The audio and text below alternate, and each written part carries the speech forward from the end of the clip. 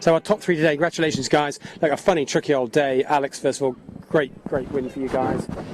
Talk us through the race from the beginning. Just talk me through the first part of the race. That looked like another really difficult, crowded start. I was kind of surprised it even started despite being a black flag.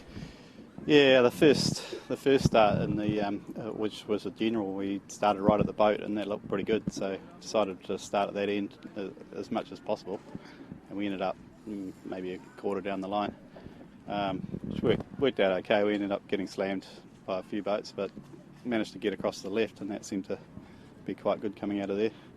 But then we went sort of up the middle, and that didn't really pay, and then sort of went right at the end, and that came good. So it's a tricky day, though, wasn't it? That's for sure. I mean, tricky. Having said that, we were talking in commentary about a relatively small amount of place changing. Once the order got established, there weren't massive changes. It wasn't a day of massive shifts, was it?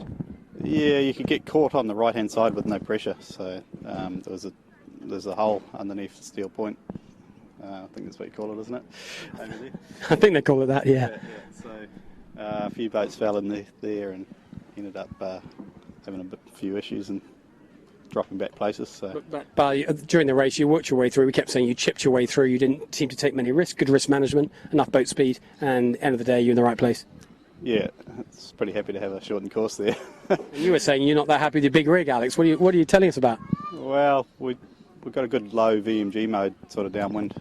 If you try and sort of poke it up a bit, we tend to not go so well. So yeah. I noticed that against John Whitty on one of those runs where I could see John trying to soak deep, and you were making it very hard for him. John, I just come to you next. You led that race for a bit. We were kind of backing you to win it, and of course, just as we said that, Alex found a way past you. But you'd be pretty happy with today's performance. Another very competitive showing. Yeah, we're really happy with how we went, and the crew, we're all stoked. The guys sculled a beer on the way in that we got handed, but it was a tough race, and I'm pretty much mentally exhausted by now because of all the different shifts, and it was hard to stay in front of these guys. They sort of very slippery behind me and always getting the inside lane, and it was just one of those days, and we're lucky to be up the front. Yeah. Well, looked pretty impressive to us. Any significance to the fact that one of your crew was wearing the bike hat and not the other two? Well, that was the plan. We're all going to wear the bike hats, but that first race that got abandoned, I was in such a haste with the halyard problem that, my hat went off, and then, so we're only down to one. But they're on eBay, so we'll probably try and buy some more. Looks like the one hat strategy worked nicely for you. Well done. Now, whilst these two are battling it out, you were just sniggling your way around the place, and the comment from our boat all the time was that your boat handling was almost in a class of its own. Great boat handling. Is this something you guys have worked on, the light stuff? I'm glad you thought that. We thought there was little mistakes here and there around the course. We've been doing a lot of work on boat handling recently, and a bit of tuning as well with CTEC over here. Now, there's been a lot of talk. I mean, I asked Alex earlier on the week, actually, all about the Kiwi fleet, and he talked about several boats, including yourselves. It's becoming quite a competitive scene there, isn't there? And I guess you need that competition between yourselves, that when you come here, that you have a chance to make the kind of showing that you guys did today. Yeah, no, we're getting real competitive over there. We're getting nice close mark roundings, which you get out here every day.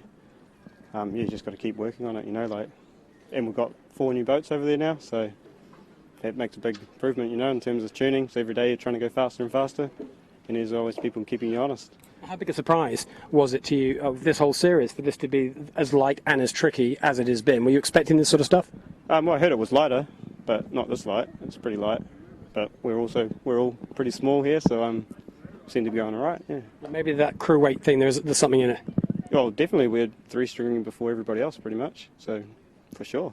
Well, challenging regatta. Maybe it's going to be a high scorer. We know we have our own little competition on the boat for the Player of the Day. Yamaha today, the easy winners for us of Player of the Day, outstanding boat handling, particularly the tack jibe set. I think it was at the second woman mark. Was an absolute glamour. We were giving everybody scores. You were our winner easily.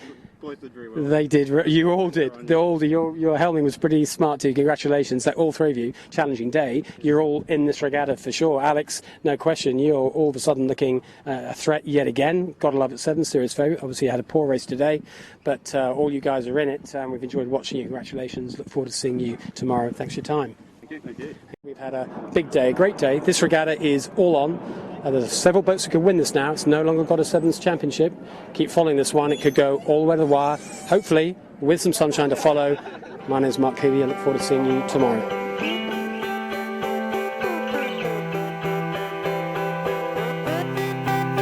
Yeah, just waking up in the morning and to be well.